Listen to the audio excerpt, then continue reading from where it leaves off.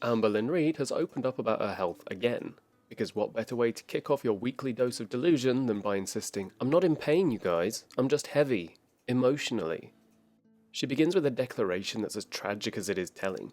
"I've always been the biggest one in the room, so I'm used to it." The great comfort of normalization. This isn't triumph.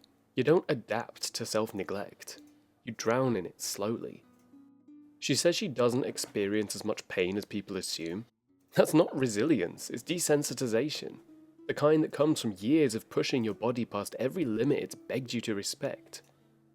I don't believe her when she says she's not in that much pain. What are we grading this on? A curve? A cliff? Her body's just used to the strain the way a shipwreck is used to the ocean floor. Just because the screaming has stopped doesn't mean the suffering has. The heels of her feet hurt, she says. Well, yeah, I imagine the pressure of an entire mismanaged ecosystem of sodium denial and Uber Eats would be unpleasant on bone.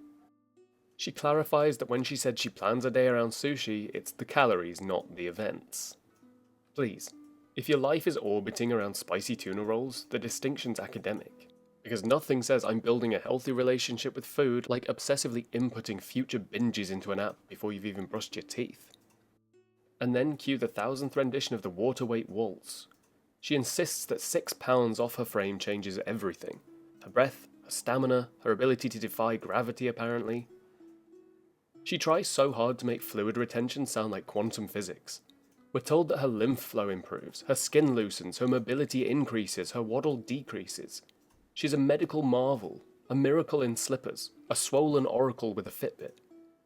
And yet somehow this woman who claims to gain and lose weight overnight is completely mystified by why her weight loss is inconsistent. Perhaps because she's not losing fat, she's just draining the pool and filling it back up with McDonald's. She says that even doctors don't understand her condition. Of course they don't. If they did, she'd probably have to listen to them. This isn't a medical education seminar. This is image control dressed up as vulnerability. She takes time to tell us that no, you cannot bring your own food into bingo. It must be bought on site. It's riveting. Please do tell me more about the snack regulations of your local geriatric playground.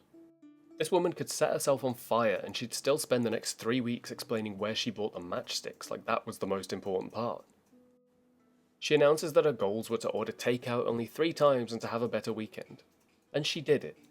Indian food, McDonald's, Hawaiian food. 3 calorie-packed, beautiful sirens luring her deeper into a sea of circular progress. She chose a salad over a burger once and now imagines herself as some sort of Buddha with restraint. She has the audacity to say it didn't make me feel powerless. Nothing makes you feel powerless more than pretending victory is not ordering fries.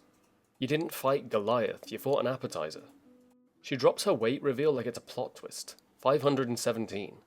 1 pound down as she wants the trumpets, the fanfare, and the confetti cannons made of denial. The scale's barely moved, but she's presenting it like Moses parting the Ozempic Sea. And she's fine with it, because her version of on track means not gaining, which tells us everything we need to know about the bar. It's so low that it's underground, mingling with the consequences of her last 40 failed diets. So here we are again, a woman mistaking calorie logging for character development.